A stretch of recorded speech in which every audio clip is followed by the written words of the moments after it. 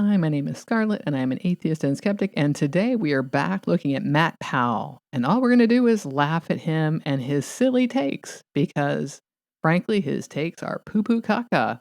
We're not going to learn anything. We're not going to look anything up. We're just going to laugh.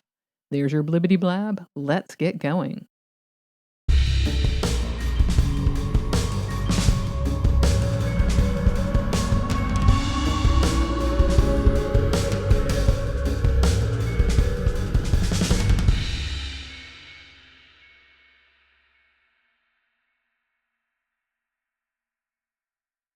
Before we get started pointing and laughing, just a disclaimer, I'm not a scientist, I'm not a science communicator. I have a very layman's understanding of these concepts, but even I know that this is some hot trash. Let's hear what Matt has to say. You think about the Big Bang Theory, they're claiming that all of the matter that you see, everything around you, was condensed into an infinitely dense hot point. Yeah, so the Matt-splaining has begun. All of the matter around us was condensed into a hot point. And, that's true, except that you can't just look around and say, like, all of this stuff, my office, my computer, this microphone, everything outside was actually condensed. It was the pre-matter. It wasn't all of this stuff. This stuff didn't explode out of this hot point. So I don't know what understanding Matt has of all this. It sounds like he thinks that the world popped out of this point or grew out of this point, or I don't know. And, he hasn't bothered to look this up. Let's keep going. And then that hot point somehow exploded.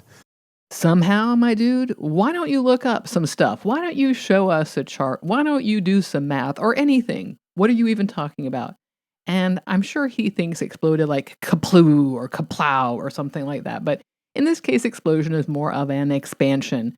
And we can use explosion for two things. Explosion can be something destructive, like dynamite, and explosion can be an expansion, like there was an explosion of species, and that means that there was a growth in the number. Anyway, let's keep going. And here we are. It created time, space, and nature.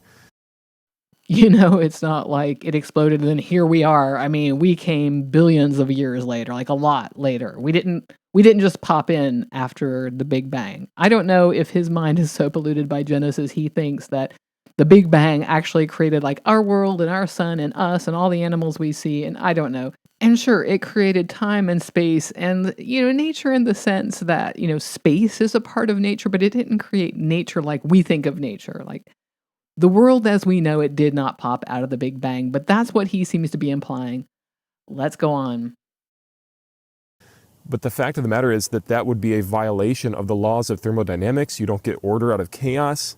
Matt Powell, big understander of the laws of thermodynamics, right? I'm not sure what he means by order and chaos, that we don't see order coming from chaos. As far as I see it, things are always sort of reconfiguring themselves. And frankly, order can come from chaos. Like a storm comes through and then a new order settles in. The streams maybe are in a different place or the river runs a different way or things like that. But this is sort of subjective. What we think of as order and chaos, those are our human impressions of what we're talking about. But also, let me get this straight. Big Bang cosmology, bad science, can't accept it, pooey, just terrible, just stupid.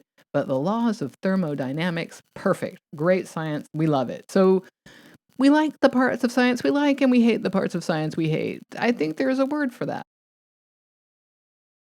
But let's keep going. Matt is not done with his big brain, big boy ideas.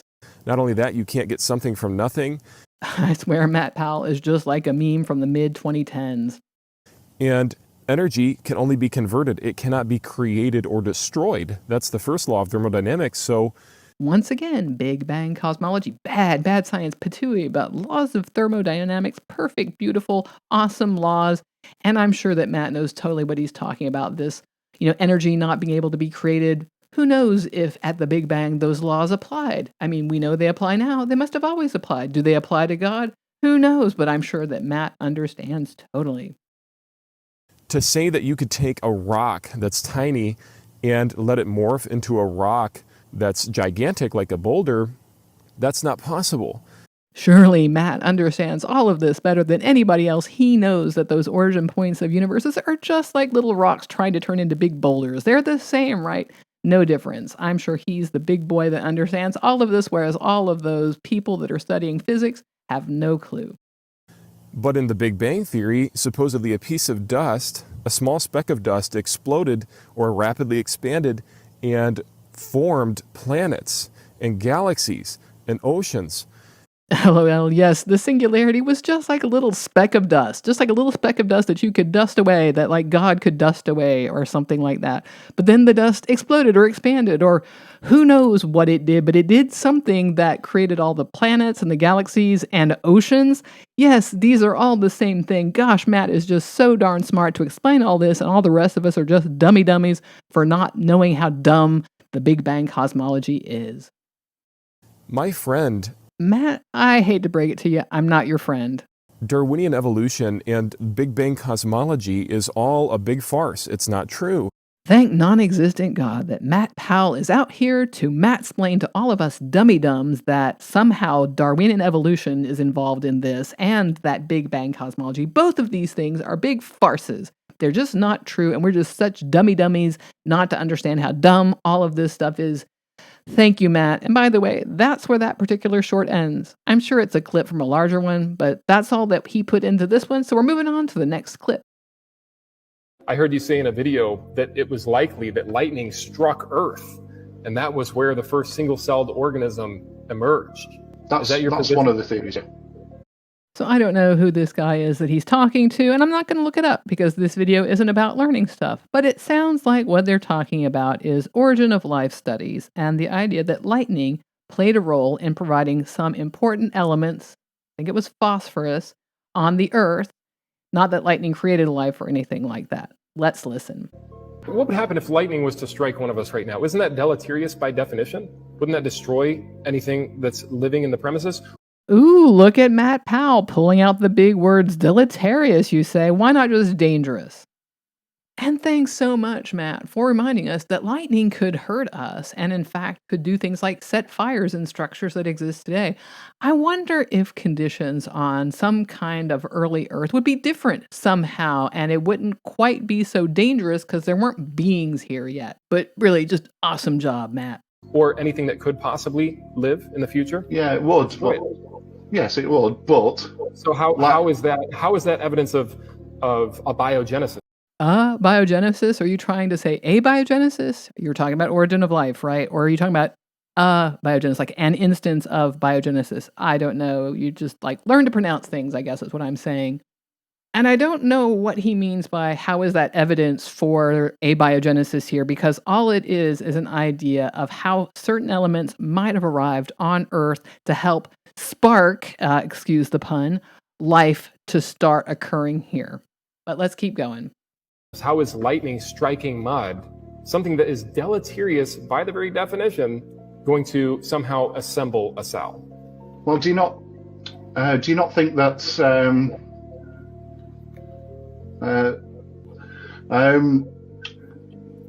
I don't know what that guy's problem is or why he couldn't answer Matt's silly question here, but I don't know. Maybe he answered it later. This is where Matt ends this particular video.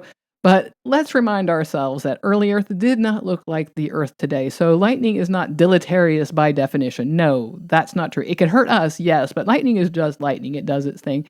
But it can't assemble anything. And I think that's the silliest thing.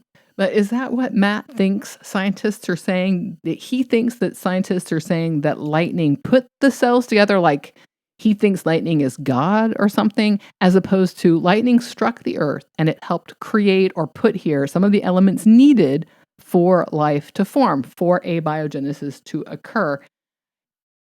And really, I don't even know what to say about Matt Powell's like toddler-like understanding of science. I mean, maybe toddlers have a better understanding. How on earth could you think that this is what the science says? Is he really this stupid? Is he for real? Is he strawmanning on purpose?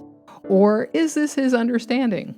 And I can't tell you how much of this kind of content there is on his page about how silly it is that something came from nothing and how evolution is silly and how abiogenesis is silly and all of the science is silly except for the laws of thermodynamics. Those perfectly great science, but Matt, go learn something. Please, I beg you.